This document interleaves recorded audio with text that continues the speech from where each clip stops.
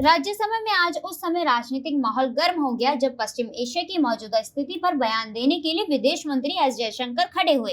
जैसे ही उन्होंने अपना बयान शुरू किया, विपक्षी दलों ने विरोध जताते हुए हंगामा शुरू कर दिया और सदन से वॉकआउट कर दिया। इस पूरे घटनाक्रम के बाद सदन में सियासी आरोप प्रत्यारोप का दौर भी देखने को मिला। दरअसल कार्यवाही के दौरान सभापति ने औपचारिक प्रक्रियाओं के बाद विदेश मंत्री को पश्चिम एशिया में चल रहे तनाव पर सरकार का पक्ष रखने के लिए आमंत्रित किया था, लेकिन उसी समय कांग्रेस अध्यक्ष और राज्यसभा में विपक्ष के नेता मल्लिकार्जुन खड़गे ने बोलने की अनुमति मांगी। उन्हें अनुमति मिलने पर उन्होंने कहा कि पश्चिम एशिया में बढ़ता संघर्ष भारत के लिए गंभीर चिंता का विषय है। खड़गे ने अपने बयान में कहा कि इस क्षेत्र में बढ़ती अस्थिरता का असर भारत की अर्थव्यवस्था, ऊर्जा आपूर्ति और वहां काम कर रहे लाखों भारतीयों की सुरक्षा पर पड़ सकता है। उन्होंने यह भी मांग की कि इस विषय पर सदन में एक लघु हफ्ते की विस्तृत चर्चा कराई जाए ताकि सरकार और विपक्ष मिलकर इस मुद्दे पर विचार कर सके।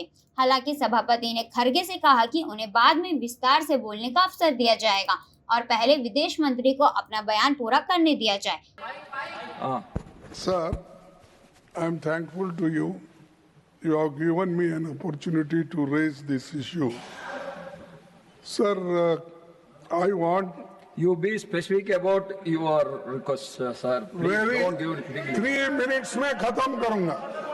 सर, रूल 176 के तहत emerging challenges for India's energy security के विषय पर मैं शॉर्ट ड्यूरेशन डिस्कशन की अनुमति के लिए अनुरोध करना चाहता हूं। पश्चिमी एशिया में तेजी से बदल रही जियोपॉलिटिकल सिचुएशन अब वही तक सीमित नहीं है, इसका असर भारत की एनर्जी सिक्योरिटी पर पड़ रहा है। भारत की छवि और साख पर भी इसका असर पड़ रहा है। भारत अपनी क्रूड ऑयल की लगभग 55% जरूरतें पश्चिमी एशिया से होने वाले इंपोर्ट से पूरी करता है।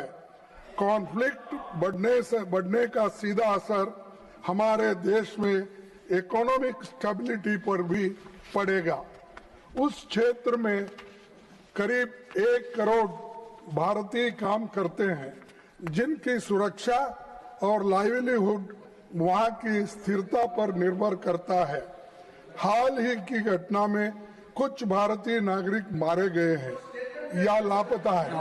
अरे एक मिनट यस, खाड़ी देशों से भारत को हर साल लगभग 51 बिलियन US डॉलर्स की रेमिटेंस होती है, जो लाखों भारतीय परिवार के जीवन का आधार है।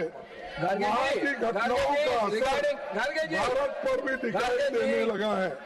सर, कुकिंग गैस सिलेंडर के दाम में लगभग 60 रुपए की वृद्धि हुई है। कमर्शियल गैस सिलेंडर 115 की वृद्धि हुई है। इसका बोझ गरीब परिवारों पर पड़ा है। इसीलिए मैं आपसे निवेदन करता हूँ। मेरे पूछ रहे थे, ताजुब लगा। मैं जस्टिफाई कर रहा हूँ 176 की क्या जरूरत है, और ये जरूरत इसलिए है, वो पॉइंट्स मैं आपके सामने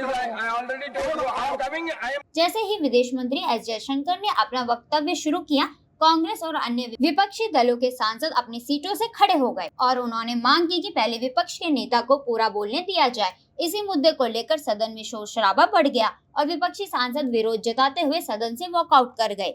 विपक्ष के वॉकआउट के बाद विदेश मंत्री ने अपना बयान जारी रखा और सरकार की ओर से पश्चिम एशिया की स्थिति पर भारत की नीति और चिंता को सामने रखा। बयान समाप्त होने के बाद सदन के नेता और केंद्रीय मंत्री जेपी नड्डा ने विपक्ष के रवैये पर तीखी प्रतिक्रिया दी। जेपी नड्डा ने कहा कि विपक्ष लगातार ऐसे मुद्दों पर हंगामा करता है जहां गंभीर चर्चा की आवश्यकता होती है। उन्होंने आरोप लगाया कि विपक्ष संसद की कार्रवाई को सुचारू रूप से चलने नहीं देना चाहता और अक्सर महत्वपूर्ण वक्तव्यों के दौरान वॉकआउट कर देता है। उन्होंने यह भी कहा कि सदन देश के विकास और महत्वपूर्ण राष्ट्रीय मुद्दों पर चर्चा का मंच है, लेकिन विपक्ष बार बार इसे बाधित करने की कोशिश करता है। नड्डा ने तंज कसते हुए कहा कि विपक्ष को समझना चाहिए कि लोकतंत्र में संवाद और चर्चा जरूरी है, लेकिन अगर वे हर बार वॉकआउट करेंगे तो उनकी भूमिका धीरे धीरे कमजोर होती चली जाएगी। इस पूरे घटनाक्रम ने एक बार फिर सदन में सरकार और विपक्ष के बीच बढ़ते टकराव को उजागर कर दिया। पश्चिम एशिया में जारी तनाव जैसे गंभीर अंतर्राष्ट्रीय मुद्दों पर भी राजनीतिक मतभेद साफ दिखाई दिए, जिससे सदन का माहौल काफी गरमाया रहा।